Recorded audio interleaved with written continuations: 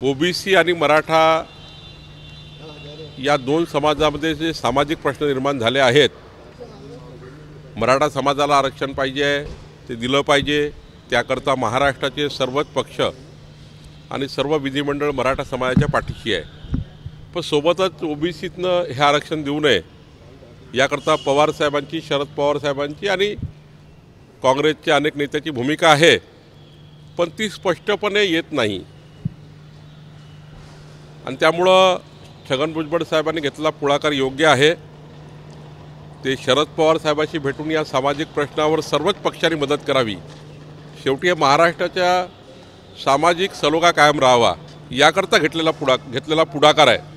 आणि त्यामुळे छगन भुजबळ साहेबांची विनंती शरद पवार साहेब मान्य करतील असं मला वाटतं। राहिला प्रश्न अजितदादांचा, तर अजितदादांची पक्ष आहे, त्यांना आपले सर्वेक्षण करायचा अधिकार आहे। 288 जागावरही त्यांचं सर्वेक्षण त्यांनी केलं पाहिजे याकरता कुणाचं दुमत नाही आहे।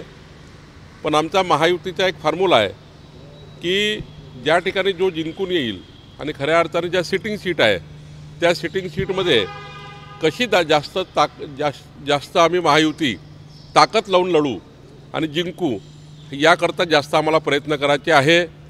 कोणती जागा कुणालापेक्षा जागा जिंकणे महत्त्वाचं आहे। आणि त्यामुळे मला असं वाटतं की आम्ही या ठिकाणी चांगल्या पद्धतीचं प्रदर्शन करू आणि महायुती जिंकू। विखेंनी लंकेंना त्रास दिला म्हणून ते तिकडे गेले असं म्हटलं जातं। असं आहे की आता सुजय विखे हे सिटिंग खासदार आहेत होते, त्यामुळे सिटिंग ज्या ठिकाणी खासदार आहे त्या ठिकाणी काही अशा चर्चेला अर्थ नसतो।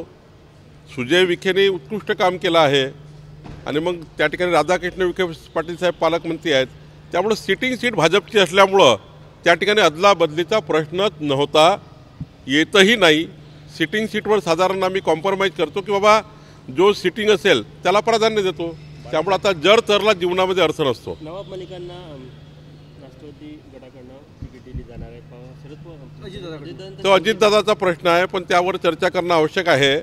काही विषय असे असतात जे महाराष्ट्राच्या दृष्टीने महत्त्वाचे आहेत, त्यामुळं काही विषयावर चर्चा करू, अजितदादाशी बसू, आमचे नेते बसतील, पण आज काही तो कपोलकल्पित बातम्या करण्यात काही अर्थ नाही आहे। जनसंवाद यात्रा तुमची 1 तारखेपासून निघते आहे, काय उद्देश आहे, कुठे कुठे जाणार आहे? आता हे काँग्रेस, राष्ट्रवादी आणि महाविकास आघाडीचे लोक शिंदे फडणवीस पवार सरकारचं बजेट जे लाडली बहीण आहे मोठ्या प्रमाणाचं बजेट केलं आहे, आता हे लोक आपले त्या ठिकाणी बॅनर लावून जसं यांच्याच सरकारने काय केलं, यांनी सरकारमध्ये कधीच लाडली बहीण योजना केली नाही, यांनी सरकारमध्ये कधी इलेक्ट्रिक विजेचं बिल माफ केलं नाही, यांनी सरकारमध्ये गरीब मध्यमवर्गीयचा कधीच त्या ठिकाणी फायदा केला नाही, जातीपातीचं राजकारण केलं महाविकास आघाडीच्या नेत्यांनी। आणि जेव्हा शिंदे फडणवीस सरकार विकासाची भूमिका मांडतायत तेव्हा बॅनरबाजी करतायत। काही तर लोक आम्ही योजना आणली असा आवेश करताय, मुलं कोणाचे, बारसे कोण करतात आहे, लाडू कोण खातात आहे। आणि त्यामुळं आम्ही ठरवलं आहे की जनसंवाद यात्रा करायची आणि या संवाद यात्रेतनं शिंदे फडणवीस अजित पवार सरकारच्या योजना गावोगावापर्यंत पोहोचवायच्या, मोदीजी आणि महाराष्ट्र सरकारच्या डबल इंजिन सरकारचे कामं महाराष्ट्राच्या जनतेपर्यंत पोहोचवायचं याकरता महाराष्ट्रात संवाद यात्रा निघणार आहे। एबीपी माझा, उघडा डोळे बघा नीट।